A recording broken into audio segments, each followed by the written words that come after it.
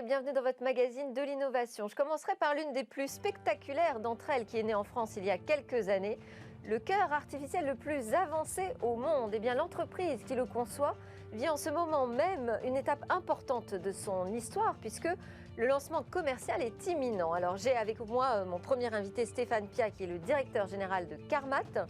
Il nous en précisera tous les détails. Ce sera son interview dans quelques instants.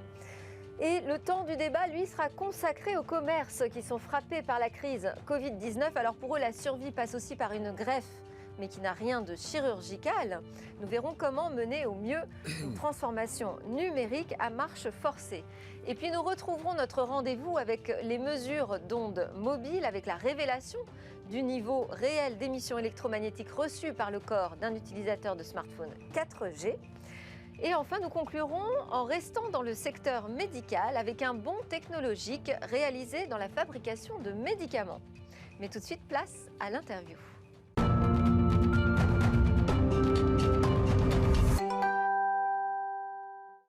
Bonjour Stéphane Piat, vous êtes directeur général de Carmat, qui est donc le concepteur et développeur du projet de cœur artificiel Total le plus avancé au monde. On va déjà expliquer pourquoi on dit Total. Un cœur total. Alors total, même si la définition n'est justement pas correcte, parce qu'on ne change pas tout le cœur, donc on se contente, si je peux m'exprimer ainsi, d'enlever les 4 valves du cœur et de couper les oreillettes à leur base. Donc on ne change pas les 4 chambres du cœur, mais les 2 chambres inférieures et les 4 valves. Donc sur 4 chambres, on en change 2, les 2 ventricules. Donc on appelle ça cœur artificiel total, mais en fin de compte, c'est un cœur artificiel, je dirais, partiel. D'accord, mais qui peut se substituer à un cœur biologique. Donc au niveau fonctionnel, il substitue totalement le cœur.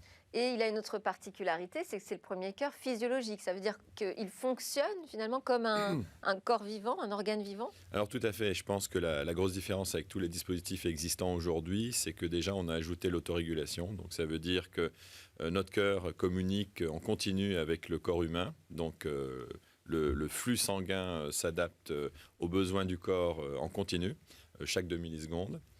Et puis en plus, le niveau d'hémocompatibilité est très élevé par rapport aux autres dispositifs grâce aux avancées, disons, de recherche qu'a effectué Alain Carpentier il y a des années avec la création de la valve chirurgicale, avec l'utilisation des tissus péricardiques bovins.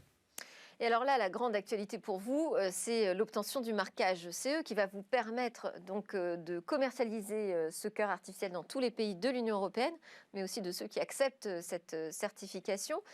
Est-ce que le chemin a été long pour l'obtenir, ce marquage CE ?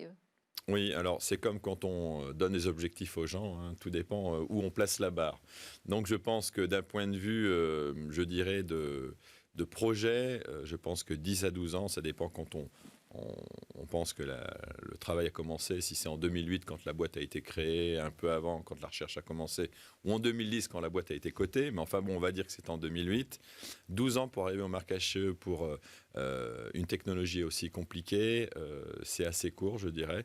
Donc je pense que c'est une très bonne performance. Parce qu'il faut préciser que vous avez une expérience, même avant Carmat, assez importante dans les plans de commercialisation de dispositifs médicaux et en particulier en cardiologie. Donc vous avez le sentiment que ça s'est accéléré ? C'est accéléré. La certification, les obtentions de certification. Non, je pense que ça n'a pas changé, ça prend toujours autant de temps. Je pense que pour une valve en général, c'est un peu moins complexe. Il faut une dizaine d'années du début de la société au marquage CE, le temps de faire les études, de faire toutes les étapes et tout ça nécessaire pour pouvoir développer un dossier. Donc je pense que 12 ans pour Carmat, c'est très bien.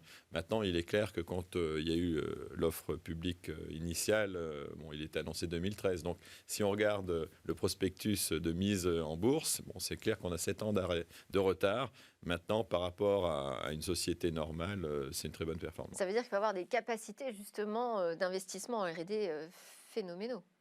Tout à fait. Depuis le début de Carmat, on a levé en effet 250 millions d'euros. Donc, Alors, combien de personnes sont concernées aujourd'hui en France, en Europe, dans le monde, par le manque de greffons? Parce qu'en fait, c'est ça hein, l'enjeu, hein, c'est véritablement de pallier à l'absence ou en tout cas au manque de greffons disponibles pour les personnes qui sont en insuffisance cardiaque ou dans des situations graves. Oui, tout à fait. Je pense que ça, c'est le problème qu'on a aujourd'hui. C'est un peu comme la Covid, hein. La Covid n'aurait tué quasiment personne il y a 50 ans, quand l'espérance de vie, c'était 60 ans. Donc, pour nous, c'est la même chose. Il y a 50 ans, on ne parlait pas d'insuffisance cardiaque avancée. La raison pour laquelle aujourd'hui, on a des patients de plus en plus nombreux qui souffrent de cette maladie, c'est parce qu'on traite de mieux en mieux les gens. Donc, avec les stents dans les années 2000, on a résolu les maladies coronaires. Donc, on a poussé un peu la barre un peu plus loin. Donc, on a traité après les valves qui vieillissaient. Et Carpentier, d'ailleurs, le professeur Carpentier a contribué au traitement de ces valves avec la valve chirurgicale.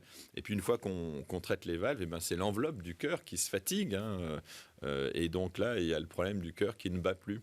Et donc, la seule solution, c'est le greffon humain ou un dispositif. Parce que c'est un problème mécanique, donc les médicaments difficilement pourront résoudre ce problème, donc ils pourront aider à passer au mieux cette étape difficile dans la vie d'un patient, qui est en général une phase finale de sa vie. Mais en effet, ça c'est un peu le problème, c'est que c'est une population qui croît de plus en plus et de manière exponentielle. Et commercialisation, ça veut dire que vous êtes capable de délivrer un volume assez conséquent de cœurs artificiels? Alors, comme d'habitude, hein, on va commencer avec des niveaux qui sont bas. On va arriver à 10 bientôt par mois. Et puis, au fur et à mesure, on va adapter notre outil de production. Notre outil de production actuel est limité à 400 prothèses au niveau du potentiel. Hein, on n'est pas prêt aujourd'hui au niveau du potentiel, 400 prothèses par an. Donc, en fin d'année, si la demande est à la hauteur de ce qu'on espère, ce que je pense sera le cas, on devra s'interroger sur la stratégie de développement de production, si on crée un second site, si on en crée un plus gros, etc. etc. Donc, c'est des discussions qu'on aura en fin d'année. Et alors, ce plan de commercialisation, il démarre au deuxième trimestre 2021. Tout à fait. Donc, quand je dis que c'est imminent, c'est vrai. En même temps, ça prend un peu de temps. Pourquoi c'est pas immédiat? C'est toujours, déjà, c'est pas aussi simple que ça. Hein. C'est pas comme le lancement d'un dentifrice ou d'un nouveau brand dans le consumer où on fait des stocks à l'avance parce que les problèmes réglementaires sont pas les mêmes. C'est beaucoup plus facile je pense en tout cas, je suis pas expert, de produire un dentifrice qu'un cœur artificiel, mais je pense que ça doit être le cas. Et on n'a pas non plus les mêmes ressources au niveau marketing, etc., etc. Et on vend pas aux consommateurs. Bon, le consommateur, on fait une publicité, c'est sur le rayon, c'est fait. Là, on vend à un hôpital un système de santé et on ne peut pas commencer les négociations avant d'avoir le marquage chez eux. Donc nous, on avait anticipé un peu avec les hôpitaux, mais maintenant qu'on a le marquage chez eux, les hôpitaux commencent à parler avec les assurances et disent, voilà, il y a un produit qui a eu le marquage chez eux, on veut l'utiliser, c'est le prix qu'on nous propose, qu'est-ce que vous nous remboursez, etc., etc. Donc les discussions vont commencer maintenant. Et donc vous avez commencé par la France et l'Allemagne. Alors, au niveau commercial, on va travailler sur la France et l'Allemagne qui représentent 55% du potentiel de marché en Europe. Alors, l'Allemagne au niveau commercial, donc on va utiliser le marquage CE pour pouvoir vendre la prothèse. En France, le système est un peu différent d'accès à l'innovation, même s'il y a des améliorations qui sont en cours aujourd'hui pour faciliter cet accès à l'innovation. Mais aujourd'hui, ce n'est pas le cas. Donc, on va faire une étude qui s'appelle Efficace de 52 patients.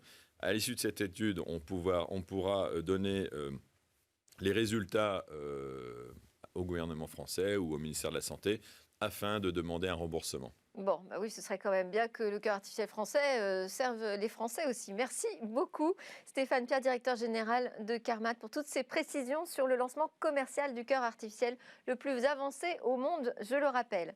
Nous, c'est l'heure de notre débat sur le numérique et les commerces.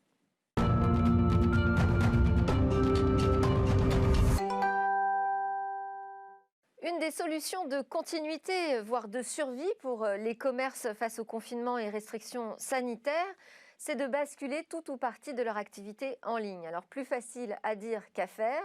On en parle tout de suite avec Alexandre Hampe, directeur général d'Upside, un service de création de sites web qui est présent dans 750 points de vente en France, dont son propre réseau de magasins Upside Store.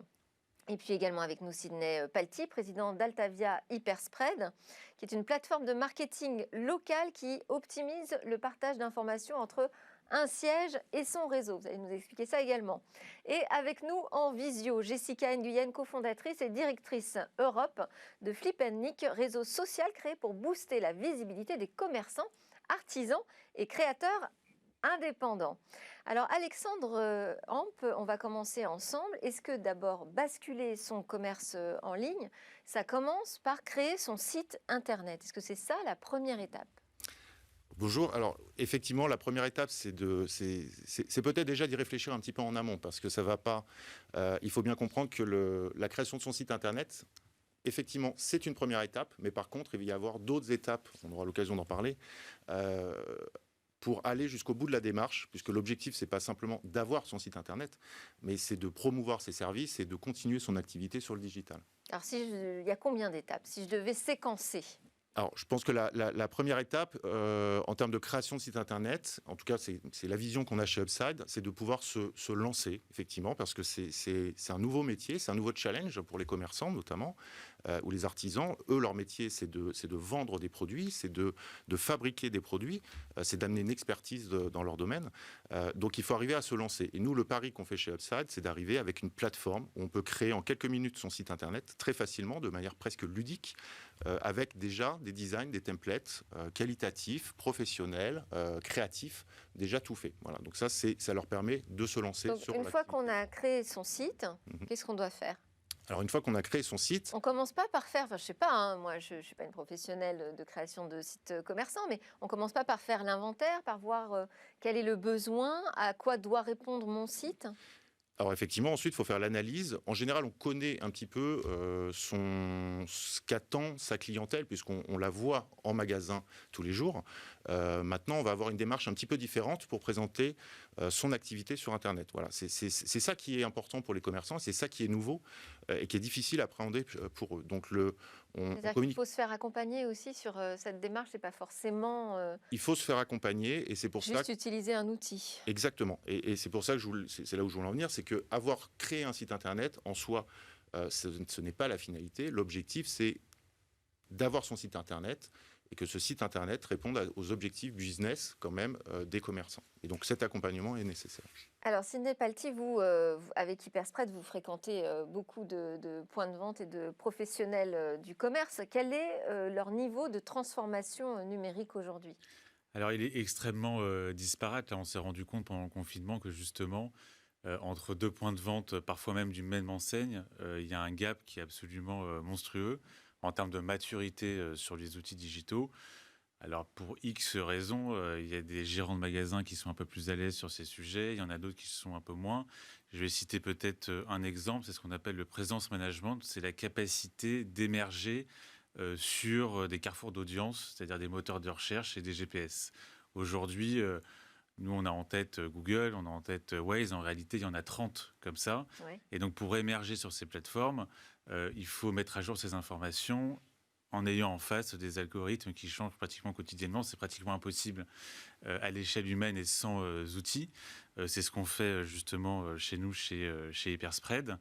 Il faut savoir que ça, par exemple, le presence management, qui est générateur d'un trafic assez important organique, il n'y a que 5% des points de vente qui le font.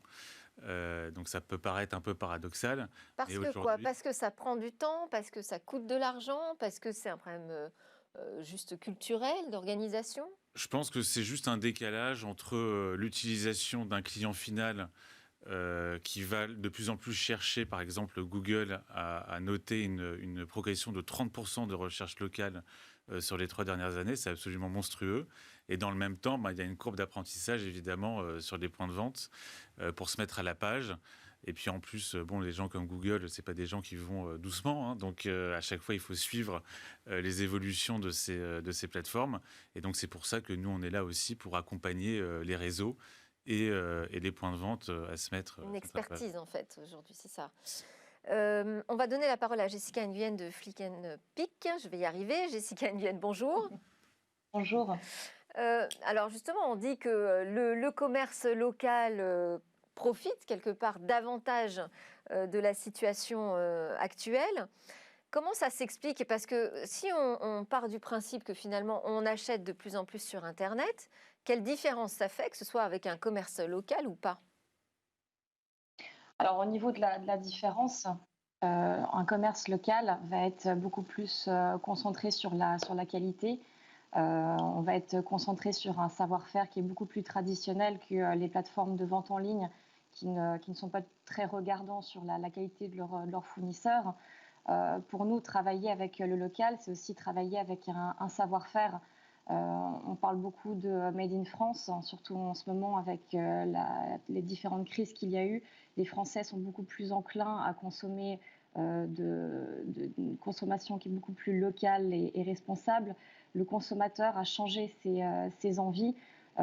Effectivement, des plateformes, des géants du numérique comme Amazon, pour ne pas les nommer, vont proposer peut-être des livraisons beaucoup plus rapides, mais on n'est pas toujours très satisfait de la qualité. On le voit très souvent sur les réseaux sociaux avec des photos ou des vidéos entre ce que j'ai souhaité commander et puis la réalité. Il y a un énorme gap. Consommer local par ces artisans de sa région ou de son pays, c'est quand même faire perdurer des traditions. Alors, comment on les aide, ces commerces, ces petits commerces de proximité, à basculer sur le numérique quand ils n'ont vraiment pas encore du tout sauté le pas?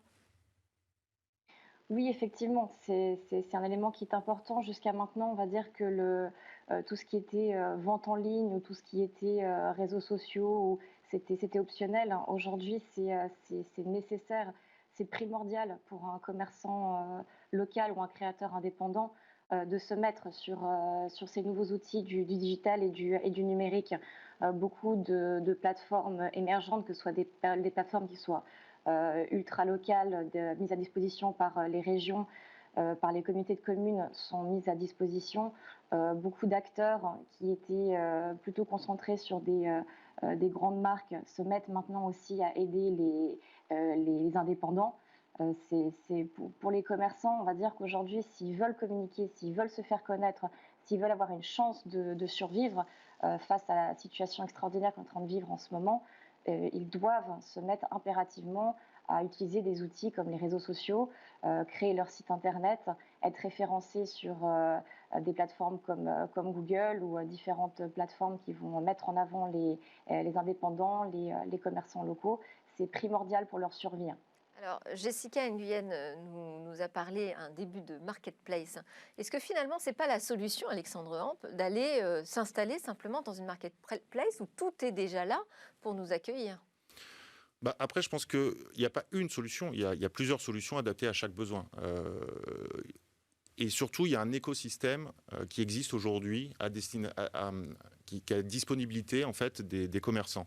Avoir son site internet, c'est quand même exposer son identité et exposer son savoir-faire, ce que ne permettra pas une marketplace, sauf au travers des produits qui sont vendus par eux-mêmes. Donc les trois sont extrêmement complémentaires. C'est-à-dire les réseaux sociaux pour se faire connaître de manière beaucoup plus efficace, faire de l'acquisition finalement et communiquer régulièrement. Le site internet, c'est sa vitrine et potentiellement son site e-commerce. Et la marketplace, c'est la rencontre entre des acheteurs et des vendeurs. Donc les trois sont extrêmement complémentaires. Est-ce qu'on a besoin de travailler son référencement? Quand j'ai travaillé, est-ce qu'on a besoin de payer, de dépenser de l'argent pour être référencé quand on est un commerce local? Parce que finalement, les clients, c'est ces clients qui venaient avant dans le magasin. C'est une bonne remarque. C'est-à-dire qu'on a déjà des visiteurs acquis au travers de ces clients, souvent fidèles d'ailleurs, parce que c'est ça aussi les commerces. On parle de commerce de proximité, donc il faut arriver à recréer cette proximité sur Internet et à faire en sorte que ces clients habituels continuent à venir sur le site Internet.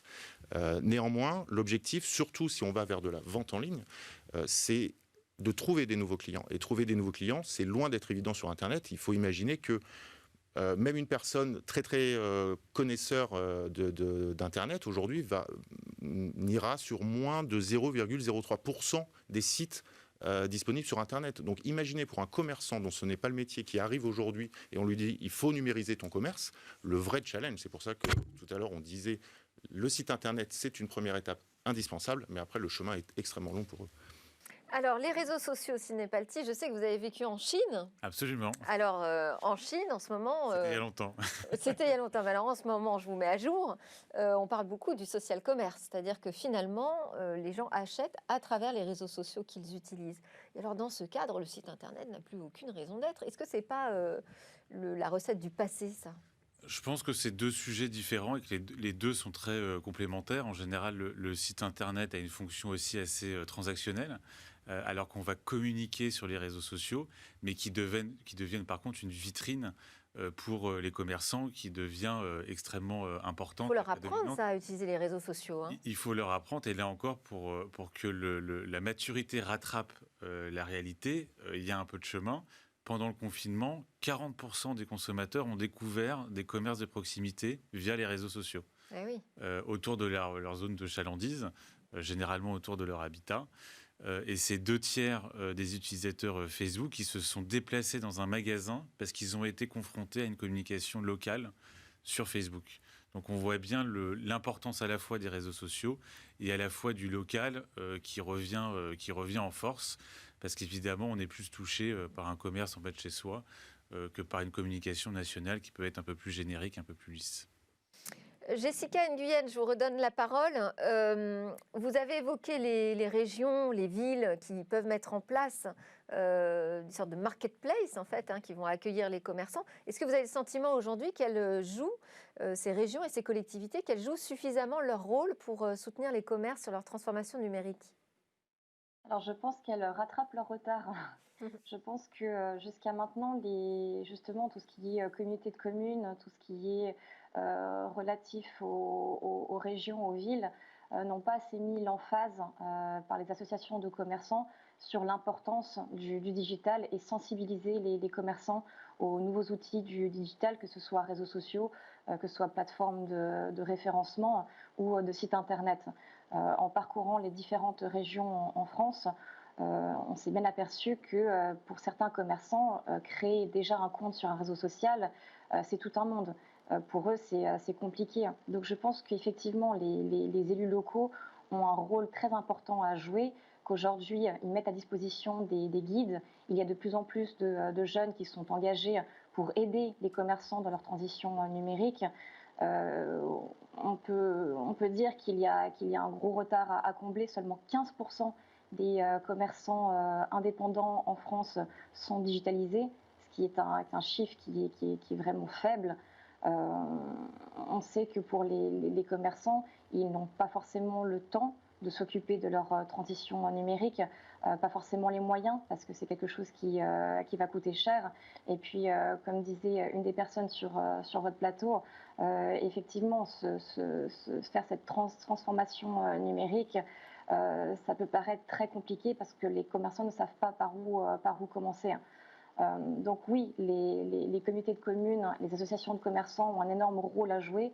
Aujourd'hui, ils essayent de se rattraper avec beaucoup de plateformes différentes pour soit référencer les commerçants, soit les géolocaliser sur une map de ville, soit leur proposer une plateforme de vente pour leurs produits ou les coupons de leurs services. Il faut que tout le monde se mobilise, c'est toute une communauté. Parce que là, on a quand même des commerces qui sont très malmenés par la situation sanitaire.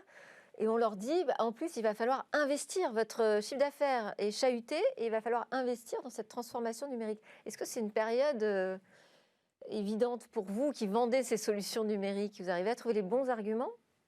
Oui, alors déjà on s'adapte à la situation, c'est-à-dire que nous on a créé une offre spécifiquement au mois de novembre par rapport à la situation actuelle, où tous les commerçants et les artisans, tous les petits professionnels finalement ont une gratuité totale pendant 4 mois et ont la possibilité vraiment de tester notre plateforme pendant 4 mois. Voilà. Et quand je dis plateforme, c'est tous les services qu'on a dans ce fameux écosystème. Alors même si vous faites des promos, ça veut dire que quand même je m'engage, à terme ça va me coûter de l'argent. Est-ce qu'il y a des solutions qui sont peut-être un peu moins onéreuses? Je pense au phénomène du click and collect, qui fait que du coup on n'a pas besoin d'avoir des transactions qui se fassent en ligne. Est-ce que ça, c'est une option qui, justement, est moins onéreuse?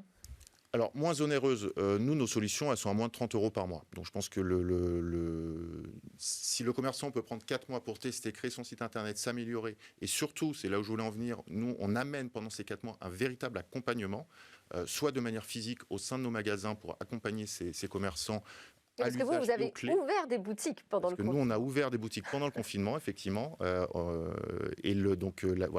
Notre activité ne s'est pas arrêtée, contrairement et malheureusement à beaucoup de professionnels. Donc, Au contraire, nous, c'est de trouver un modèle gagnant pour eux. On sait que c'est difficile et effectivement, ils n'ont pas beaucoup de temps à consacrer et ça, je pense qu'il ne faut pas hésiter à le redire, ce n'est pas leur métier, ils n'ont pas beaucoup de temps à consacrer, mais ils n'ont pas le choix aujourd'hui que d'aller sur Internet. À nous de les accompagner. Sidney Palti, comment ils se sont adaptés, ces points de vente? Est-ce qu'ils ont été, est-ce que vous avez remarqué, par exemple, des innovations intéressantes qui peuvent servir à d'autres? Alors, je pense que déjà, il y a une prise de conscience générale des points de vente, et notamment chez nous, puisque nous, nos clients sont plutôt des retailers, donc les réseaux de nos clients ont pris conscience, là, pendant les derniers mois, qu'il y avait une vraie marge de manœuvre et puis une vraie capacité d'optimisation pour être à la page, justement, pour émerger sur le digital et puis booster son activité. Donc, nous, on est là pour ça, pour essayer de combler cette carence. Alors même si Amazon... Il y a eu des choses un peu créatives qui vous ont frappé là, ces derniers mois? Alors oui, je pense à tous les programmes qui visent à rassurer les clients pour re-rentrer dans les magasins. Ouais. Nous, on a fait beaucoup de choses dans ce sens-là. Alors là, plutôt sur la partie agence d'Altavia, sur l'accompagnement des points de vente pour se mettre aux normes en termes d'hygiène et de sécurité. On a développé chez nous une solution qui permet de désinfecter des caddies dans les magasins, parce qu'on a compris que ça, c'était une vraie réticence pour les consommateurs qui rentrent dans un magasin et puis qui mettent leurs mains comme ça sur un caddie ou qui vous déportent, etc. Donc il y a évidemment plein de choses qui se font, et je pense qu'il faut regarder aussi surtout, c'est l'accélération en termes de maturité sur le digital. Là, en 6 mois, je pense qu'on a fait le chemin de 2 ans, quoi. Et les clients aussi ont parcouru du chemin? Ils ont des nouvelles façons d'acheter qui se sont installées? Déjà, il y a beaucoup de clients qui ont découvert des nouveaux commerces dans lesquels ils n'avaient pas l'habitude d'aller. Dans l'autre sens, on a parlé tout à l'heure d'Amazon. Alors même s'il y a une offre qui peut paraître un peu impersonnelle, boum, des premiers achats sur Amazon. C'est-à-dire des gens qui n'avaient jamais utilisé la plateforme, qui l'ont utilisé là pendant le confinement pour la première fois. Compliqué quand on a goûté Amazon de revenir en arrière. Donc là aussi, c'est des tendances vraisemblablement qui vont perdurer. Et ça modifie le parcours d'achat, c'est-à-dire qu'il sera différent dans 6 mois de ce qu'il était il y a 1 an? Je pense oui, et durablement. Il y a beaucoup de choses qui ont changé. Et pour revenir sur mon préambule, on a assisté à une bataille pratiquement asymétrique, voire inéquitable, entre différents points de vente parce qu'ils n'étaient pas prêts sur le digital. Et malheureusement, pour ceux qui n'étaient pas prêts, les commerçants qui vont acquérir des nouveaux clients, s'ils ne sont pas trop mauvais, ils vont les garder. Ouais. Jessica Nguyen, comment fait-on pour intéresser ces consommateurs à l'offre en ligne locale? Tout simplement en les sensibilisant. On revient encore sur l'importance des commerçants à communiquer sur leur savoir-faire, communiquer sur leur qualité, communiquer sur le fait que voilà, ils vont s'approvisionner peut-être chez des producteurs de la région ou avec des matériaux qui vont être responsables, qui vont être durables. Pour revenir sur ce que disait Sidney, je suis totalement d'accord que les modes de consommation aujourd'hui ont évolué, ont changé. On recherche maintenant de plus en plus le côté durable, responsable et local. Les consommateurs ont eu une prise de conscience, ont été extrêmement sensibilisés, et puis on est beaucoup plus à même de vouloir aider un commerce de proximité qui va être en difficulté plutôt qu'une grosse industrie. Donc aujourd'hui, les consommateurs ont cette volonté de vouloir consommer beaucoup plus français. Quand vous dites, excusez-moi, Jessica Nguyen, quand vous dites il faut que aussi le commerce communique sur la qualité de ses produits, tout ça, communique comment? Où ça? Sur quelle plateforme? Comme disait Alexandre, il y a différents niveaux de communication et puis différents outils qui vont s'adapter à chaque domaine d'activité. Notamment, effectivement, les réseaux sociaux permettent de toucher une cible de proximité avec le côté un peu plus impulsif de l'acte d'achat, la découverte. Grâce aux plateformes mises à disposition par les régions et puis toutes les plateformes françaises qui sont maintenant émergentes, existantes, il y a la possibilité de communiquer, de se faire connaître, que l'on soit un commerce en zone urbaine, dans les métropoles ou dans les villes ou des villages, dans les régions beaucoup plus rurales. Aujourd'hui, il y a la possibilité, sur ce plateau, nous sommes 3 professionnels qui mettons à disposition des solutions qui sont différentes, mais qui sont toutes complémentaires. Et nous ne sommes clairement pas les seuls sur le marché. Oui, merci Jessica. Effectivement, on n'a pas pu accueillir tout le monde, vous en doutez bien. Nous aussi, on a des restrictions sanitaires et des temps de parole. Alexandre, on va terminer avec les conseils pour avoir un bon site. C'est quoi un bon site ? Alors, un bon site, c'est un site qui n'est pas trop compliqué. Il faut trouver l'information. Je pense que le plus compliqué pour les commerçants, en tout cas, c'est ce qu'on voit dans les enquêtes qu'on mène auprès de nos clients chez Upside. C'est l'information, la structuration de l'information. Voilà. Souvent, les commerçants sont un peu perdus. Est-ce qu'il faut que je fasse beaucoup de pages, beaucoup de contenu ? Commencez simple. Vous savez qui vous êtes. Concentrez-vous sur cette information qui est vraiment l'information que viennent chercher les utilisateurs, vous connaître, être convaincus, bien présenter ses produits, c'est-à-dire que... des photos, beaucoup de exactement.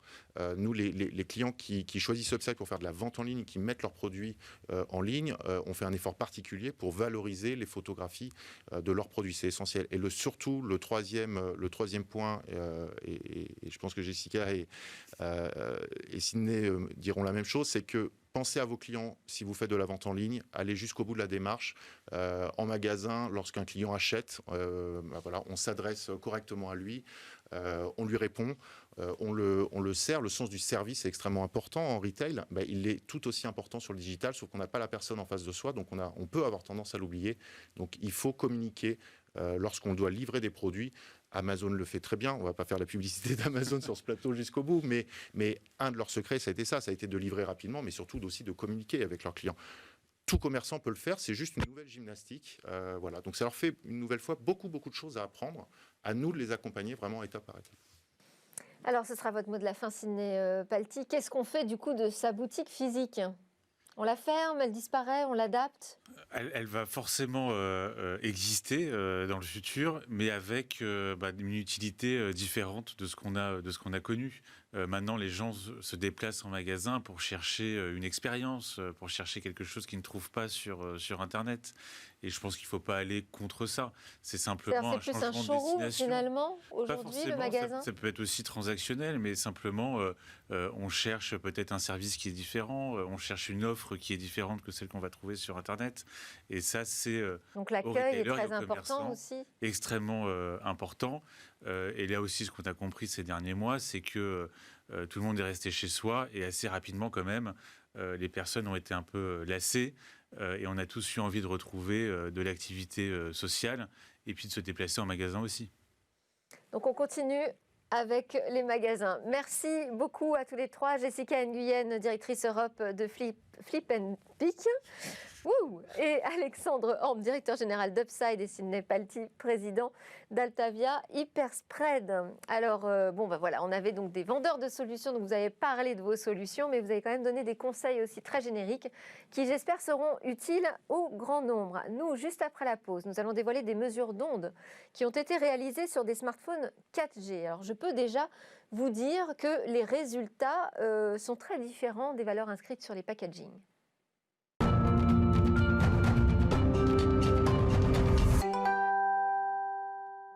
Nous sommes de retour sur le plateau de Smartech pour notre rendez-vous sur les mesures d'ondes et notamment les mesures promises sur les mobiles 4G. Bonjour Stéphane Panetra. Bonjour Delphine. Vous êtes cofondateur et PDG d'Art5, qui est un des rares experts internationaux dans la mesure de ces ondes électromagnétiques qui sont émises par les smartphones et les appareils connectés. Et donc aujourd'hui, vous allez nous dévoiler des résultats qui d'ordinaire ne sortent pas des labos. Tout à fait. Donc des mesures en fait de débit d'absorption spécifique, qui est la mesure qui caractérise l'impact des ondes d'un point de vue sanitaire. Et on a donc réalisé un certain nombre de mesures sur un certain nombre de mobiles, 9 mobiles.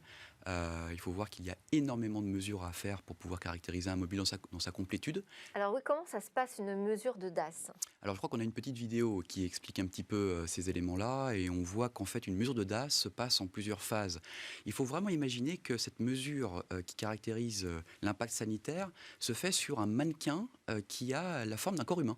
D'accord. Donc il y a déjà un mannequin qui a la forme d'une tête donc, et qui représente le buste. Utilisé aussi d'ailleurs pour mesurer l'impact sur les membres. Donc à l'intérieur de ces mannequins, il y a des centaines de capteurs électromagnétiques, donc une technologie très sophistiquée pour mesurer les ondes. Et donc on met le téléphone mobile devant ces mannequins, je dirais, le long de la tête, dans des positions dites normatives, le long du buste, dans de nombreuses positions normatives, et on demande au téléphone d'émettre à puissance maximale dans tout un tas de configurations supportées par les différents standards télécoms, 2G, 3G, 4G, 5G, et dans toutes les configurations d'émissions dites naturelles du téléphone. Et alors, quelles sont les normes, les certifications qui sont autorisées en France et en Europe? Alors, il ne faut pas dépasser certains niveaux de seuil. Donc, le seuil de DAS maximal toléré est de 2 watts par kilo lorsqu'on mesure les téléphones à la tête et au buste, et de 4 watts par kilo lorsqu'on les mesure aux membres. D'accord. Les kilos de quoi? Alors, c'est watts par kilo, donc en fait, c'est un peu compliqué cette notion, une notion C'est technique. pour ça que je vous pose la question. Oui, voilà, en fait, c'est une quantité d'énergie absorbée dans les tissus humains. Donc on parle un petit peu en volume. Donc le kilo est là plutôt pour représenter la notion volumique dans le corps humain. Très bien. Alors, qu'est-ce qu'on peut retenir de ces mesures que vous avez réalisées sur 9 smartphones 4G? Il y a beaucoup de choses que l'on peut retenir. La première chose, effectivement, c'est que naturellement, on a observé que les mesures que nous avons faites en comparaison des mesures sur les packaging, donc, ne sont pas les mêmes. Donc pour Alors, ce n'est pas les mêmes. Ça, c'est quand même un truc important. Ça veut dire quoi? C'est une publicité mensongère? Non, on ne peut pas dire que ce soit une publicité mensongère, mais le téléphone mobile qui est dans la boîte n'a pas été testé. Il a été testé en amont? Non. Ah non. Il n'a pas été testé. Ah. Donc la valeur qui est indiquée sur le packaging est une valeur dite indicative, issue d'un processus qui dépend de l'industriel. C'est un form factor qui a été testé, un modèle type, mais pas forcément celui que je vais acheter. Oui, en règle générale, c'est quelque chose qui se fait plutôt en amont de la production en masse. Et derrière, cette production de masse qui finalement arrive dans nos magasins, le téléphone n'est pas retesté. Alors, vous avez donc deux smartphones 4G sur lesquels vous allez nous donner des mesures précises. Oui, donc en fait sur ces différentes mesures, en fait, on observe des cas où les valeurs sont un peu au-dessus du packaging. Donc on a des cas où on est entre la valeur de la norme et la valeur du packaging. On a des cas où on est un petit peu en dessous. Les valeurs dans l'absolu en elles-mêmes sont difficiles à analyser parce que elles sont très nombreuses. Il y a des milliers de mesures en fait pour caractériser un téléphone. Donc en prendre une parmi 1000, c'est un peu compliqué. Donc les tendances générales en fait montrent que par exemple sur les 9 mobiles que nous avons testés, effectivement aucune de ces valeurs ne correspondait à la valeur du packaging. Ça c'est quand même inquiétant, ok. Donc il y avait un différentiel de combien? Alors ça peut être très significatif en fait, ça peut être plusieurs dizaines de pourcents, ça peut être même un peu plus. Donc ça dépend du téléphone, ça dépend de tout un tas de choses. Donc l'idée derrière ce qui est sous-jacente à ça, c'est pourquoi le téléphone n'a-t-il pas été retesté. En fait, c'est pas, entre guillemets, de la faute des industriels, tout simplement parce qu'ils n'ont pas les moyens de le faire. Ils n'ont pas eu les moyens de le faire. Donc avec les technologies... Les moyens, pas les moyens financiers, vous voulez dire les moyens techniques? Les moyens techniques, c'était juste impossible. D'accord. C'est juste impossible. Les techniques de mesure de DAS, traditionnellement, historiquement, sont très, très, très, très lentes.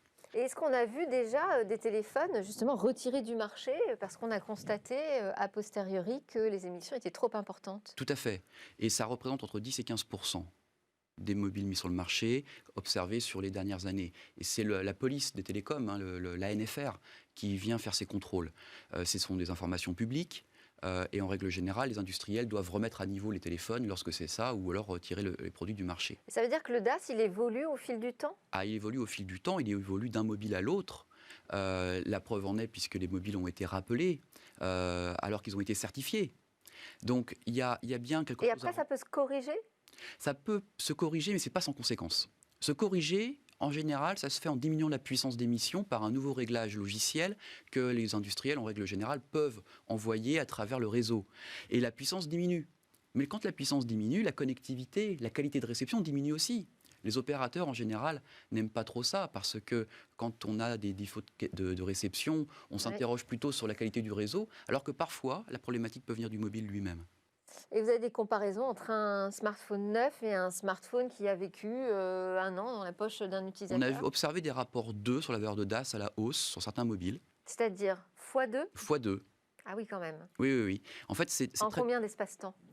C'était à peu près 1 an. 1 an, d'accord. En fait, le mobile, on ne sait pas ce qu'il a vécu.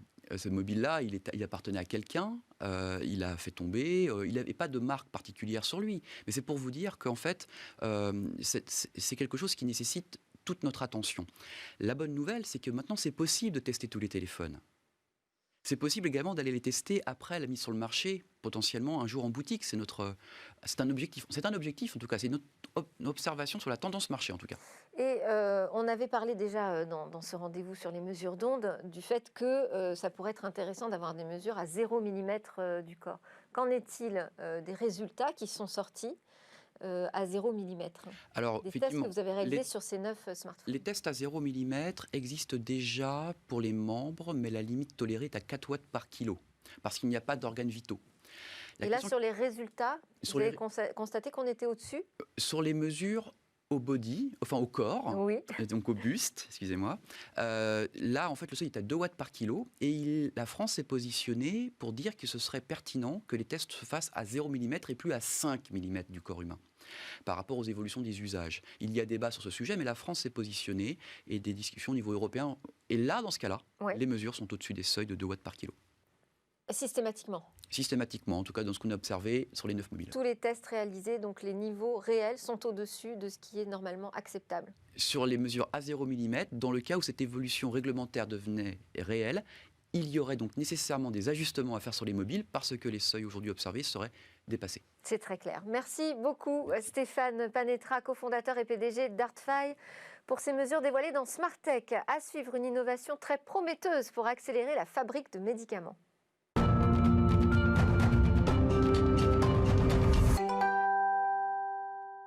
Demain, créer un médicament sera beaucoup plus rapide qu'aujourd'hui. C'est l'innovation qu'a choisie Cécilia Sévry. Bonjour Cécilia. Bonjour. Donc, vous allez nous présenter une avancée spectaculaire qui a été réalisée par Google dans le domaine des medtech. Les medtech, c'est-à-dire ce sont les technologies appliquées au médical et notamment aux médicaments. Oui, précisément, c'est DeepMind, c'est la branche IA de Google qui a en quelque sorte révolutionné la recherche de médicaments. Les chercheurs ont créé une intelligence artificielle qui s'appelle AlphaFold 2, qui est capable de prédire la structure d'une protéine de façon assez incroyable, avec une précision assez incroyable, une précision qui surpasse aujourd'hui toutes les méthodes existantes. Et si c'est une révolution, c'est parce que c'est crucial dans la recherche de médicaments de connaître la structure d'une protéine. C'est-à-dire qu'on pourrait réduire drastiquement le temps de fabrication des médicaments. Oui, exactement.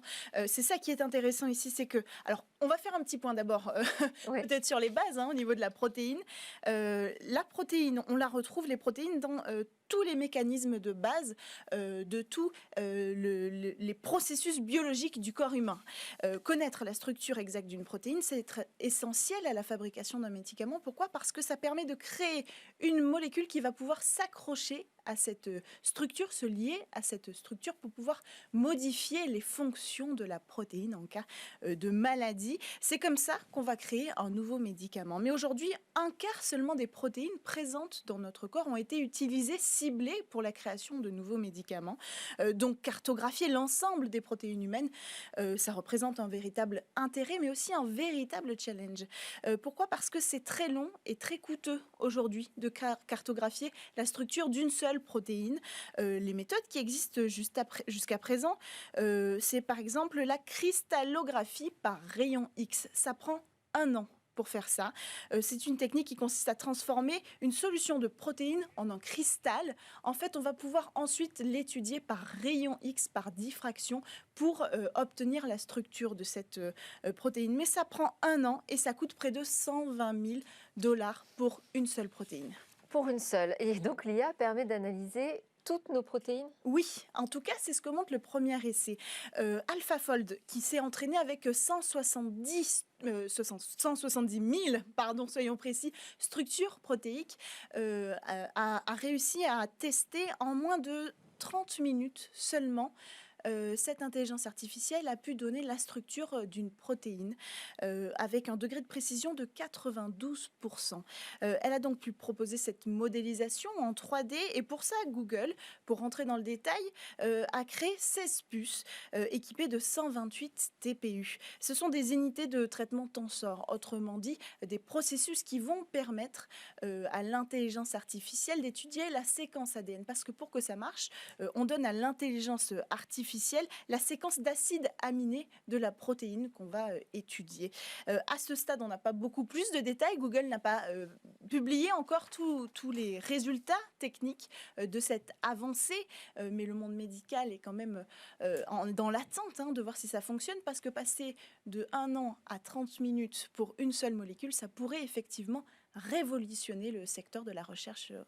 Oui, là, je pense qu'on peut vraiment parler de révolution. Merci beaucoup, Cécilia Séverine. C'est l'heure du Lab Startup. Cécilia va nous présenter 4 nouvelles jeunes pousses innovantes. On change de plateau, je vous retrouve juste après.